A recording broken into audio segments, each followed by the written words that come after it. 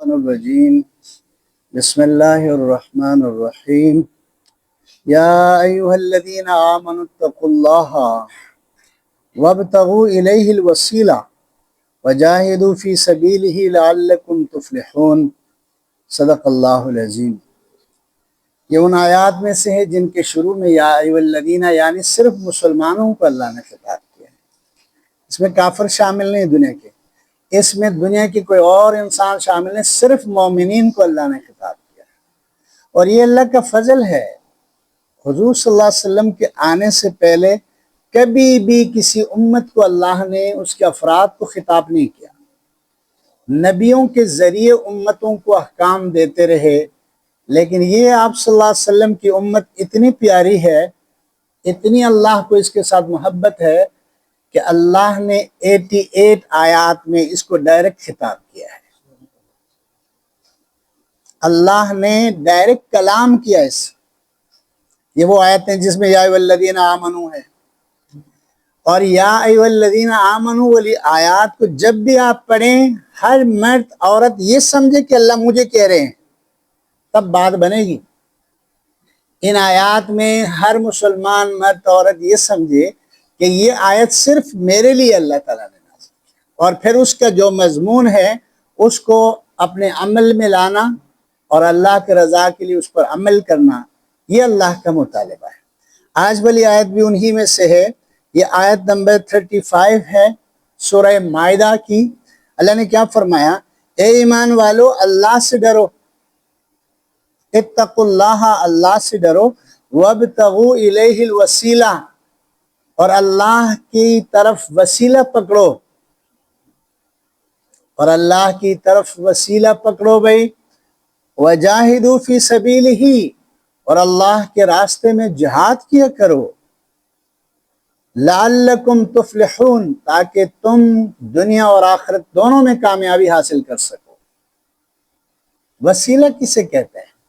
یاد رکھو، وسیلہ کا معنی ذریعہ، وسیلہ کا معنی تقرب، کسی کا نزدیک ہونا، اور وسیلہ کا معنی ہے کہ کسی کی محبت اور اطاعت میں اس کے قریب ہونا، نافرمانیوں میں نہیں۔ وسیلہ کا معنی کسی کی محبت دل میں ہو اور ظاہری طور پر اس کی بات مان کر اس کے قریب ہونے کو وسیلہ کہتے ہیں۔ شریعت میں وسیلہ کیا چیز ہے، کن چیزوں میں جائز ہے، کن چیزوں میں جائز نہیں ہے، اس کو سمجھنا ضروری ہے۔ یاد رکھو، ایک اللہ کی ذات کا وسیلہ دینا اپنی دعاؤں میں، اللہ جی تجھے تیری ذات کا واسطہ ہے، یا اللہ تجھے تیری صفات کا واسطہ ہے، یا اللہ تجھے تیرے اختیار کا واسطہ ہے، آپ اللہ کی ذات، صفات، افعال کا وسیلہ دے کر اللہ سے مانگتے ہیں، یہ 100% جائز ہے، اس میں کسی کا اختلاف نہیں ہے۔ یہ کیا ہے؟ یہ 100% جائز ہے، اس میں کسی کا اختلاف نہیں ہے۔ اسی لیے آپ ہر دعا میں اللہ کے ناموں کا ذکر کرتے ہیں، یا حی یا قیوم برحمتک استغیث، یا اللہ تجھے تیری رحمت کا واسطہ ہے۔ یہ دعا یہی ہے۔ اللہ کی ذات، صفات، کیونکہ اللہ ہمارا معبود ہے، رب ہے، ہم اس کے بندے ہیں، ہمیں اس کی ذات کا وسیلہ سب سے زیادہ اس کے لیے استعمال کرنا یہ پسندیدہ بھی ہے، تمام نبیوں کی بھی تعلیم ہے، قرآن کا بھی یہ حکم ہے، اس میں کسی کا اختلاف بھی نہیں ہے۔ ایک بات، قرآن مجید کا وسیلہ، آپ کہتے ہیں اللہ جی تجھے قرآن کا واسطہ میری دعا کو قبول فرما۔ قرآن چونکہ اللہ کا کلام ہے، اللہ کا کلام اللہ کی صفت ہے، لہذا قرآن کا وسیلہ بنا کر بھی دعا کرنا جائز ہے، اور بلکہ پسندیدہ ہے، کیونکہ قرآن اللہ کا کلام ہے، اس کی صفت ہے، ہماری ہدایت کا ذریعہ ہے۔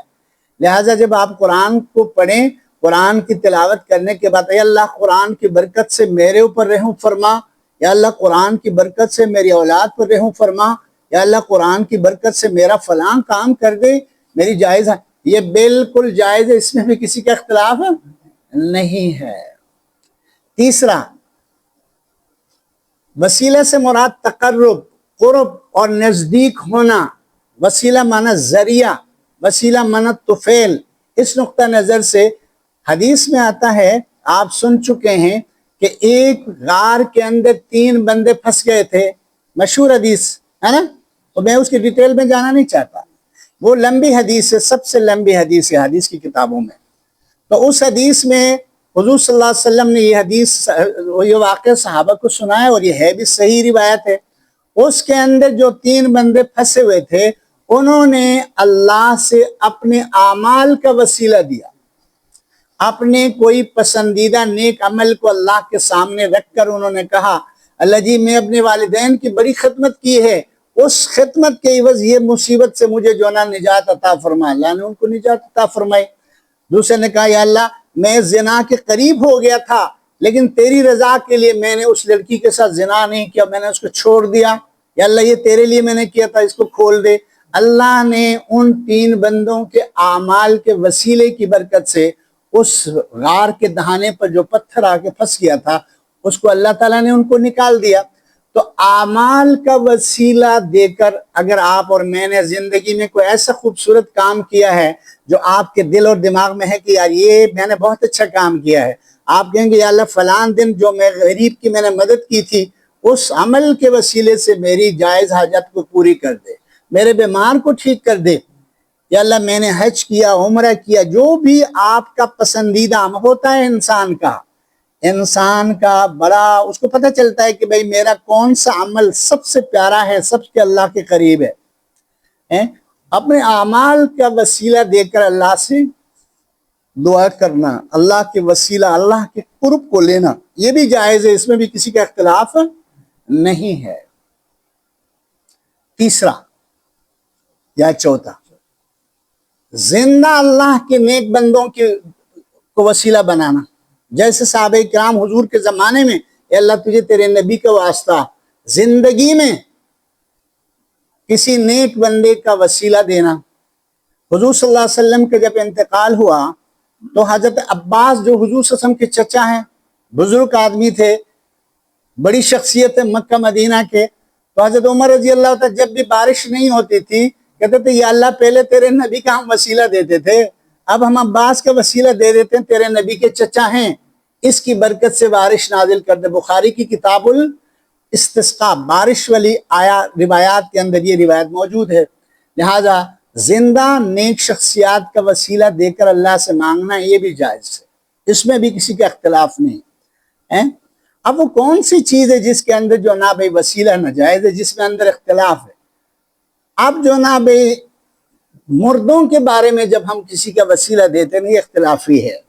مردوں کا وسیلہ دے کر اللہ سے مانگنا، امت کے بعض علماء کہتے ہیں یہ جائز ہے. مردوں کا وسیلہ کسی ولی کا، کسی صحابی کا، کسی اہل بیت کا، کسی نبی کا، کسی جبریل کا، یہ نہیں، کسی دنیا کے کسی ایسے شخصیت کا جو نیک شخصیت ہے، اس کا انتقال ہوا ہے، آپ کہتے ہیں یا اللہ اس کے وسیلے سے میری دعا کو ٹھیک کرے. اس معاملے میں امت کے اندر 2 حصے ہیں.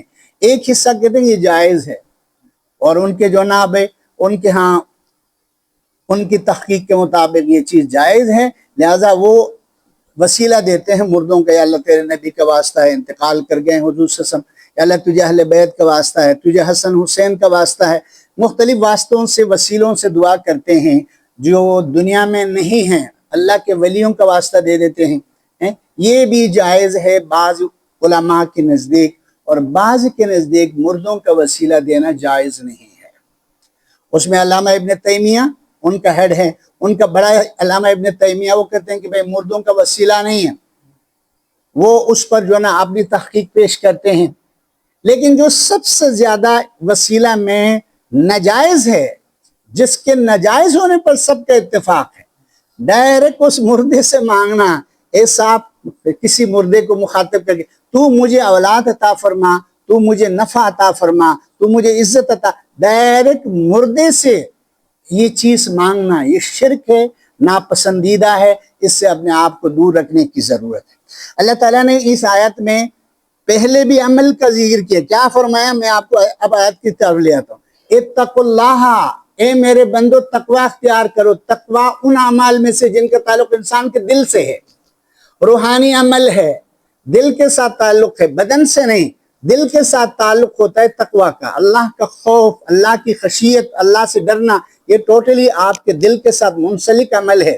اور دوسرا عمل اللہ نے کیا ذکر کیا؟ وَجَاهِدُوا فِي سَبِيلِهِ، جسم جہاں استعمال ہوتا ہے، جہاد فی سبیل اللہ، دین اسلام کے لیے کوشش تلوار کے ذریعے، دین اسلام کے لیے کوشش قلم کے ذریعے، دین اسلام کے لیے کوشش لسان زبان کے ذریعے، تقریر کے ذریعے، تحریر کے ذریعے، مال کے ذریعے، جو آپ دین اسلام کو فائدہ پہنچانے کے لیے، اس کو بلند کرنے کے لیے کوشش کرتے ہیں، اس کا تعلق ٹوٹلی آپ کے بدن سے ہے۔ اللہ نے روحانی عمل تقوی کا بھی ذکر کیا اور فزیکل عمل جہاد کا ذکر کیا۔ یہ دونوں اعمال کے درمیان اللہ نے فرمایا اللہ کی طرف وسیلہ پکڑو۔ کیا معنی؟ اعمال کے وسیلے سے اللہ کے قریب ہو جاؤ۔ اعمال کے وسیلے میں اللہ کا حکم چلے گا، اعمال کے وسیلے میں صرف حضور صلی اللہ علیہ وسلم کی اطاعت چلے گی۔ ہم پابند ہیں اللہ کے حکم کے، ہم پابند ہیں حضور صلی اللہ علیہ وسلم کی اطاعت کے۔ اگر ہم اللہ کا حکم کسی اور کے طریقے سے کریں گے، اللہ قبول نہیں کریں گے۔ اس لیے اب یہ بند ہے کہ اللہ کے حکم کو حضور کے طریقے پر ادا کرنے سے ہی اللہ کا قرب ملتا ہے، اللہ کے نزدیک آدمی ہو جاتا ہے، اللہ کے محبوب آدمی بنتا ہے اس نیک عمل کی برکت سے جو حضور کے طریقے سنت کے مطابق اس نے ادا کیا ہے۔ تو اعمال کا اس آیت کے اندر وسیلہ، اعمال کے شروع میں بھی آخر میں بھی اللہ نے ذکر کر کے بتایا کہ یہاں وسیلہ سے مراد کیا ہے؟ اعمال کا وسیلہ ہے۔ لیکن یاد رکھو حدیث میں حضور صلی اللہ علیہ وسلم نے فرمایا جب بھی اذان ہو جائے، اذان کا جواب دینا سنت ہے۔ کیسے جواب دیتے ہیں؟ مؤذن جو پڑھتا جائے گا آپ اس کے ساتھ پڑھتے جائیں گے۔ جب آپ حی علی الصلاح حی علی الفلاح وہ بولے گا، آپ اس کی جواب میں لا حول ولا قوت الا باللہ پڑھیں گے۔ لا حول ولا قوت حی علی الصلاح حی علی الفلاح کے بدلے میں آپ پڑھیں گے، اور پھر اللہ اکبر لا الہ الا اللہ پڑھنے کے بعد جو دعا مانگی جاتی ہے، اللہم رب هذه الدعوة التامة والصلاة القائمة آت محمد الوسیلۃ والفضیلہ، یہاں جو وسیلہ ہے یہ بھی صحیح ہے، تمام صحیح کتابوں میں یہ حدیث ہے، اذان والی دعا صحیح 100% صحیح ہے یہ بات، ٹھیک ہو گیا۔ اب یہاں وسیلہ حضور صلی اللہ علیہ وسلم نے فرمایا کہ یہ جنت کا ایک ہی مقام ہے وسیلے کا، اور اللہ نے اس کو میرے نام پر کر دیا ہے، لہذا تم لوگ میرے لیے یہ اللہ سے اس وسیلے کے لیے دعا کیا کرو، قیامت میں میری شفاعت تمہارے لیے واجب ہو جائے گی۔ کیا ہو جائے گی؟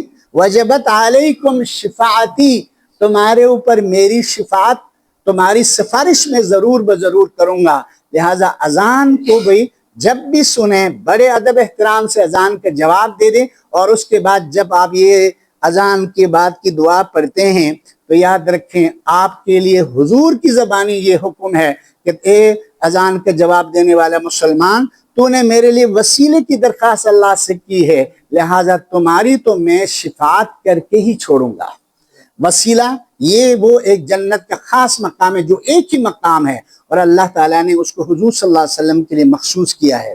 بعض روایات میں ہے کہ وسیلہ صرف مقام نہیں ہے، وسیلہ اللہ کے ہاتھوں سے، اللہ کی قدرت سے بنائی ہوئی ایک خاص جنت ہے جس کو اللہ تعالیٰ نے اپنے نبی ہی کے لیے بنایا ہے، اس میں کوئی اور شریک نہیں ہے۔ حضور صلی اللہ علیہ وسلم جس جنت میں جائیں گے، بعض علماء نے لکھا اس جنت کا نام وسیلہ ہے، باقی امتیوں کے سب سے اعلیٰ جنت کا نام جنت الفردوس ہے۔ جب بھی اللہ سے مانگے تو جنت الفردوس کی درخواست کرے، کئی جنتیں ہیں ان میں سے جنت الفردوس کا اعلیٰ مقام ہے۔ اللہ تعالیٰ جو نا اس بات کو سمجھنے کی توفیق، لیکن اس کی بنیاد پر، اس آیت کی بنیاد پر اپنی مسلک کی پرچار کر کے نفرت کو پھیلانا، اپنی مسلک کی پرچار کر کے دوسروں کو جو نا بدعتی کہنا، اپنی مسلک کی بنیاد پر دوسروں کو مشرک اور کافر کرا دینا، یہ کسی بھی صورت میں جائز نہیں ہے۔ یہ کسی بھی ممبر پر بیٹھ کر کوئی کر رہا ہے، یاد رکھو یہ کوئی دین کا کام نہیں ہوگا۔ بات آسان ہے تو آسان رہنے دو۔ میں نے آپ کے سامنے وسیلے کی ساری پہلوؤں کو آپ کے سامنے رکھا، جس وسیلے پر امت کے اندر اختلاف ہے اس کو بھی بتایا، جس وسیلے کو ٹوٹلی جو نا امت کے ہاں ناجائز قرار دیا ہے اس کا بھی ذکر کیا ہے۔ تو جب بھی آپ دعا کریں ان چیزوں کا خیال رکھ کے دعا کریں۔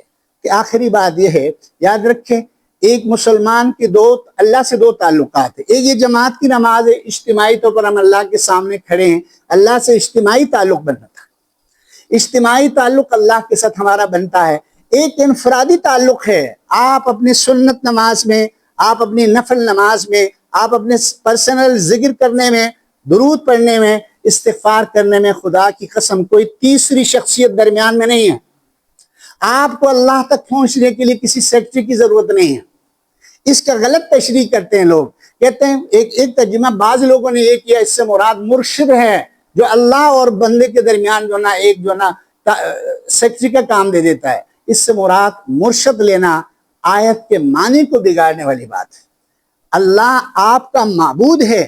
آپ اپنے معبود کے ساتھ تعلق پیدا کرنے میں، اس کے قریب ہونے میں آزاد ہے.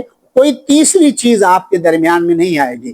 اسی لیے انفرادی نفل نمازوں کی جماعت شریعت میں پسندیدہ نہیں ہے. کیوں؟ آپ اپنے پرسنل 1 to 1 ملاقات جو آپ کی اللہ سے ہو رہی ہوتی ہے، اس کو آپ جو نا بھائی ڈسٹرب کرنا چاہتے ہیں جماعت کی شکل میں. حالانکہ اللہ نے خود فرضوں کی جماعت، عیدین کی جماعت، استسقاء کی جماعت کا انتظام بہت بڑے پیمانے پر اللہ نے کیا ہے. یہ نفلی عبادتیں آپ کے انفرادی 1 to 1 اللہ سے ملاقات، اللہ سے گفتگو، اللہ سے مناجات کرنے کے لیے ہیں. اللہ اس بات کو ہمیں سمجھنے کی توفیق عطا فرمائے. ایک آیت اور کر لیتے ہیں تاکہ زیادہ سے زیادہ ہمارے یہ آیتیں آگے بڑھیں، لیکن وہ اس کا مضمون آپ سن چکے ہیں، اس کا ترجمہ کرتا ہوں. اللہ نے فرمایا یا ایھا الذین آمنوا لا تتخذوا اليہود والنصارى اولیاء. اے مسلمانوں، تم یہودیوں اور عیسائیوں کو اپنا دوست مت بناؤ. بعضهم اولیاء و بعض، یہ یہودی اور نصرانی آپس میں دوست ہیں، یہ تمہارے دوست بن ہی نہیں سکتے ہیں. وَمَن يَتَوَلَّهُم مِّنكُمْ فَإِنَّهُ مِنْهُمْ، جو تم میں سے ان کو دوست بنائے گا میرے ہاں وہ یہودیوں اور عیسائیوں میں شمار ہوگا. بولو اب، یہ ہم نے نہیں، میں تو صرف ترجمہ کر رہا ہوں.